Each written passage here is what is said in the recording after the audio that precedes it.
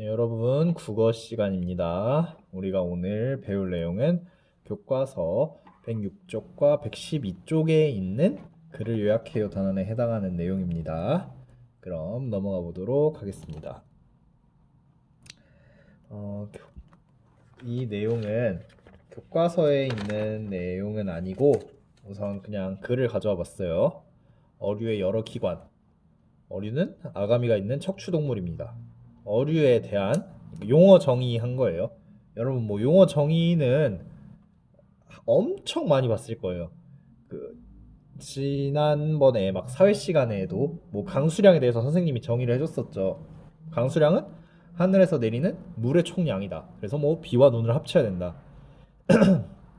그거를 문단으로 나타냈다고 해봅시다. 강수량은 하늘에서 내리는 물의 총량입니다. 그 물의 총량에는 뭐 비와 눈이 있습니다. 한 것처럼 그러니까 앞에서 정의를 내려주고 그 뒷문장은 그거를 약간 부연 설명해 주는 거예요. 어린은 물속 환경에 적응할 수 있도록 다양한 기관이 발달했습니다. 네, 뭐 아가미가 있는 척추 동물인데 다양한 기관이 발달했대요. 그 다음에 그 기관에 대한 말이 나올 거예요. 어류 피부는 대부분 비늘로 덮여 있습니다. 뭐 피부에 대해서 나왔어요. 피부가 비늘로 덮여 있대요. 그리고 이제 그 비늘의 기능을 말하겠죠. 왜냐면은 피부가 비늘로 덮여 있는 이유가 있을 거 아니에요. 이유도 없는데 비늘로 덮여 있겠어요? 아니죠. 비늘은 어류 몸을 보호합니다. 보호한대요. 구체적으로 어떻게 보호하냐? 짠 바닷물이 몸속으로 들어오지 못하게 막아준대요. 뭐 방수 역할을 하는 것 같네요. 그러니까 피부가 비늘인데 비늘은 보호를 하는데 정확한 보호 내용은 방수 역할. 그 다음에 비늘 무늬가 달라 몸을 쉽게 숨길 수 있게 합니다. 두 번째 기능은 그러니까 첫 번째 기능 방수해서 짠 바닷물이 몸에 안 들어옴. 두 번째가 이제 은신할 수 있는 거죠. 몸을 쉽게 숨길 수 있다. 그 약간 야생 생태계는 뭐 먹고 먹히는 관계 그런 게 있기 때문에 자신보다 강자가 나타나면 뭐 숨는 것도 필요하겠죠. 다음 다음 이제 다음 기관에 대해서 말할 거예요. 첫 번째로 피부에 대해서 말했죠. 그다음 아가미로 물속에 있는 산소를 흡수합니다. 아가미에 대해서 설명하네요. 입으로 물을 삼키고 아가미로 다시 내뱉는 과정 중에서 산소를 얻습니다. 그러니까 뭐 아가미로 호흡을 하는데 이제 자세한 호흡의 내용이 나와 있죠. 뭐 우리가 들숨 날숨이 있는 것처럼 숨을 쉴 때 입으로 물을 삼키고 아가미로 내뱉는 과정에서 산소를 얻는데요. 다음 어류는 몸통에 옆줄이 있습니다. 이제 세 번째 발달했다는 기관 중 하나죠. 몸통에 옆줄이 있대요. 옆줄로 물 흐름이나 떨림 같은 환경 변화를 알아냅니다. 뭐 약간 진동수 감지 같은 걸 하나 봐요. 네, 어리에 대한 소개 글이었고 다양한 기관이 있대요. 그리고 그거 기관이 첫 번째가 피부였고 두 번째가 아감이었고 세 번째가 몸통의 옆줄이겠죠. 네. 기능 1, 2. 첫 번째 기능 그 짬 바닷물 안 들어오게, 두 번째 그러니까 숨을 수 있게. 아감이 뭐 숨 쉬는 거, 그다음에 옆줄 변화 감지나 뭐 떨림 감지한대요. 근데 이제 여러분 그런 게 있어요. 뭐 미술의 뭐 황금 비율이나 우리가 이제 뭐 연예인 같은 거 보면은 연예인 같은 사람들 보면은 뭐 얼굴이 작고 다리가 길고 그러면 이제 좀 뭐 아름답다 뭐 이상적이다 그런 생각하잖아요. 글도 약간 이상적인 게 있어요. 여기 보면은 다양한 기관이잖아요. 비늘 아가미 옆줄 이렇게 약간 분배된 거는 좋아요. 좋은데 이제 세 개의 위상이 균등하게 분배된 건 좋은데 비늘에는 기능이 두 개고 나머지는 하나씩이잖아요. 나머지도 두 개씩 맞춰주면은 좀 더 약간 황금비를 갖춘 글에 가깝다? 이런 식으로 표현할 수 있어요. 그래서 여러분들이 만약에 글을 쓸 때 이렇게 동일한 위상의 뭔가를 한다. 근데 첫 번째 기능을 두 개를 적어주었다. 그럼 이제 두 번째, 세 번째도 두 개씩 적어주는 게 뭔가 보기에 더 좋습니다. 넘어갈게요. 글을 요약하면 좋은 점, 요약의 필요성에 대해서 알아보도록 하겠습니다. 뭐 아까 그 내용이죠. 어리 피부는 비늘로 덮여 있어 몸을 보호해주고 아가미는 물속에 녹아있는 어, 산소를 흡수한다. 또 어리는 옆줄로 환경 변화를 알아낸다. 뭐 이런 내용인데 뭐 중요한 내용만 알기 쉽게 잘 정리했구나. 뭐 이렇게 되어 있죠. 요약의 필요성. 첫 번째, 중요한 내용을 쉽게 알 수 있다. 두 번째, 중요한 내용을 쉽게 기억할 수 있다. 다음에 세 번째, 많은 내용을 공부할 때 특히 도움이 된다. 음, 엄청 줄글로 길게 적혀 있을 때가 있는데 이제 그거를 여러분들이 읽고 나서 그 뭐 장기 기억을 하든 이해를 하든 해야 될 거 아니에요? 그럴 때 이제 여러분만의 언어로 이렇게 짧게 중요한 내용을 정리해 놓으면은 다음번에 다시 그걸 공부할 때 그 긴 글을 안 봐도 되고 여러분이 정리한 걸 보면서 아, 이런 내용이었지 하고 넘어갈 수 있게 되는 거예요. 그래서 요약의 필요성 3개. 이게 제일 중요한 것 중 하나입니다. 집중하세요. 중요한 내용 쉽게 할 수 있다. 첫 번째였고, 두 번째 중요한 내용 쉽게 기억할 수 있다. 두 번째였고, 세 번째 많은 내용을 공부할 때 특히 도움이 된다. 중요한 내용 쉽게 알 수 있다. 중요한 내용 쉽게 기억할 수 있다. 많은 내용 공부할 때 특히 도움이 된다. 이제 교과서 106쪽에 있는 내용이고요. 구조를 생각하며 글 읽기. 구조를 생각하면서 글을 읽어봅시다. 직업과 옷 색깔. 박영란, 최유성. 잠깐만. 일단 읽기 전에 우리 항상 읽을 때 좋은 습관 같은 거 선생님이 말했었죠. 그 읽기 전에 무엇에 대해 물어보는지 보는 것도 중요한 습관이라 했는데 두 번째로 중요한 습관. 그 제목만 보고 일단 여러분들 머릿속에 떠오르는 거 있을 거 아니에요. 그 다음에 이제 그 내용을 예측해 보는 거예요. 딱 봐도 직업과 옷 색깔. 이러면 약간 소방관, 경찰, 뭐 환경미화원분들 이런 거 약간 생각나죠. 환경미화원분들 약간 형광색 옷 생각이 나고 경찰은 그 약간 경찰 정복 있죠. 약간 파란색이랑 남색 입은 거 그런 옷이 생각이 나고 소방관은 뭐 그 주황색이라 해야 되나 빨간색이라 해야 되나 약간 그 느낌의 옷이 뭔가 순간적으로 떠오르죠. 네, 이제 읽어보도록 하겠습니다. 사람은 직업에 따라 고유한 색깔 옷을 입기도 한다. 직업의 특성에 따라 특정 색깔의 옷이 일을 하는 데 도움이 되기 때문이다. 아, 또 생각난 거 있어요. 군인, 약간 그 초록색과 다양한 그 색이 섞인 그 옷 있죠. 네, 일단 처음 부분, 들어가는 부분이고 서론이라고 해요. 서론, 머리 부분.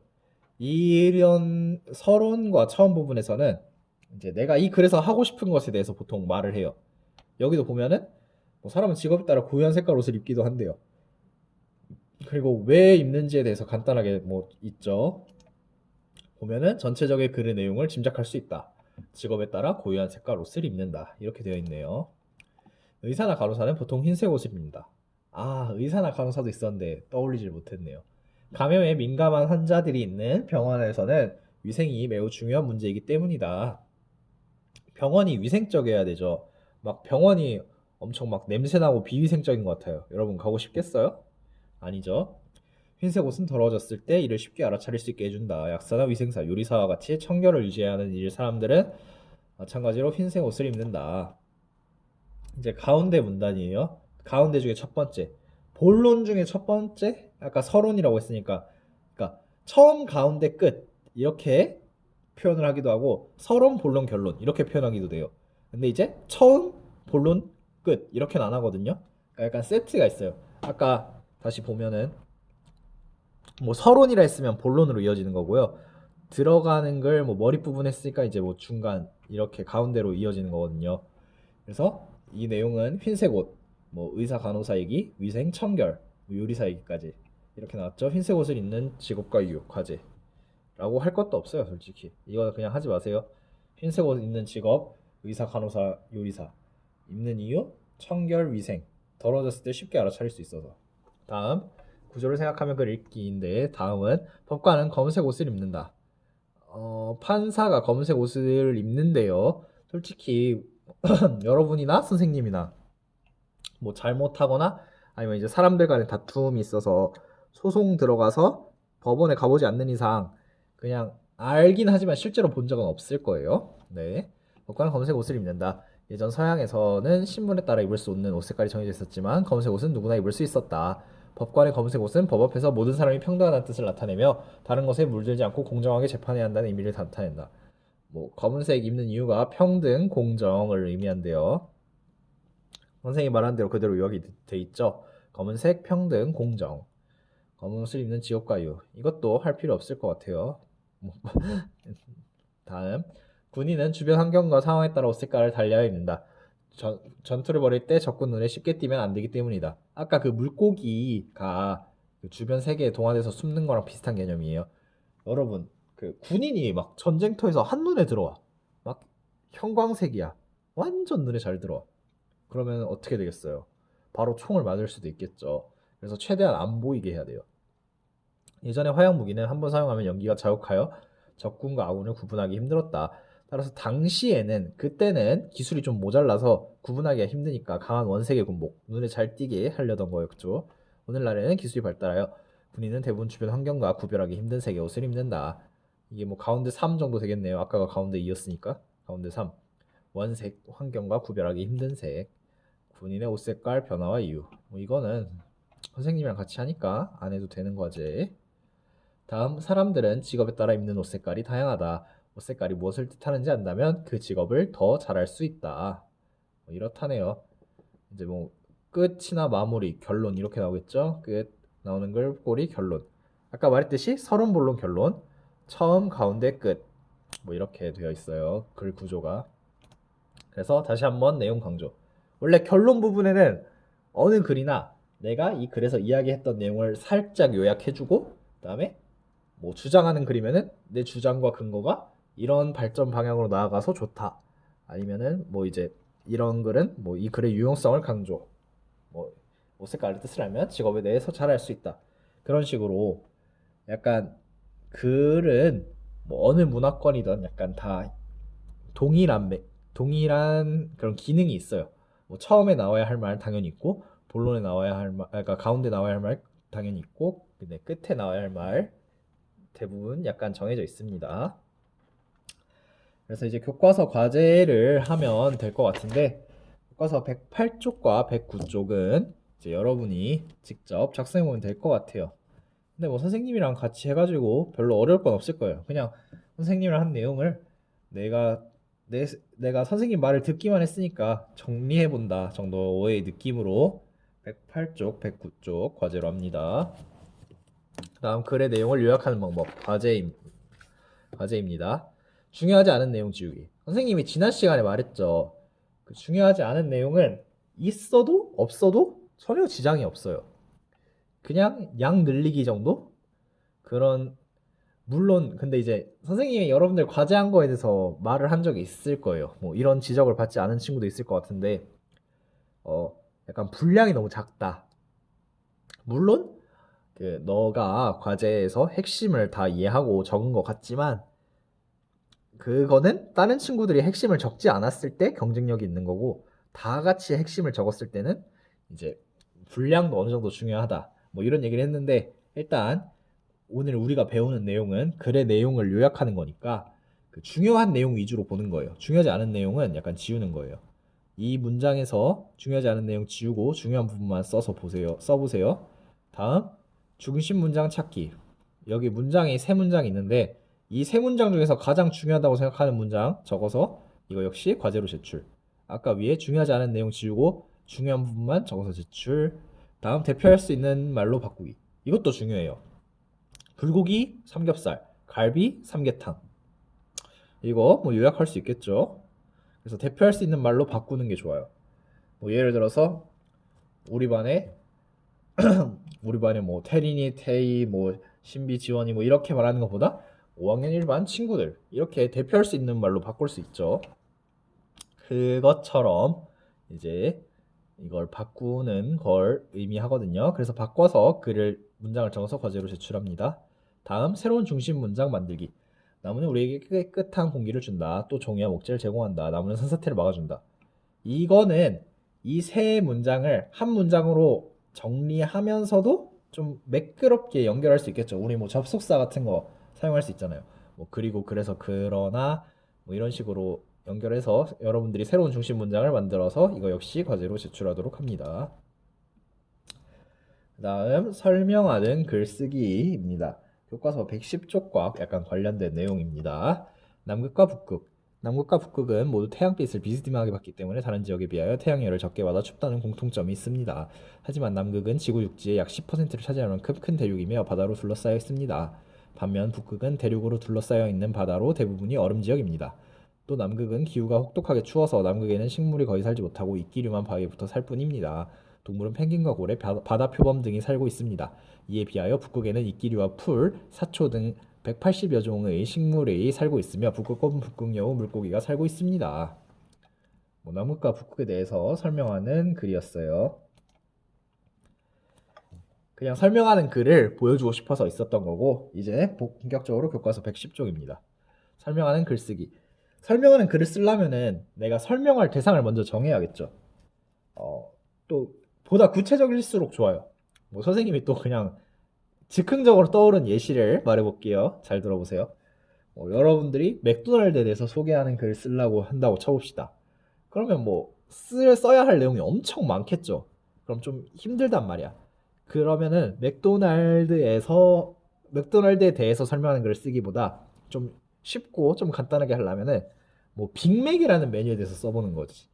뭐 빅맥이 뭐 가격이 어떻게 변해 왔었고 뭐 지금 대표가 바뀌어서 빵이 바뀌었고 뭐 그다음에 뭐 고기 패티는 몇 장 들어가고 토마토 뭐 양상추 소스 치즈 뭐 이런 식으로 이렇게 그래서 선생님이 하고 싶은 말은 이렇게 동물이나 식물 뭐 음식 운동 우리나라 문화재 악기 이렇게 해도 되는데 너무 방대하잖아.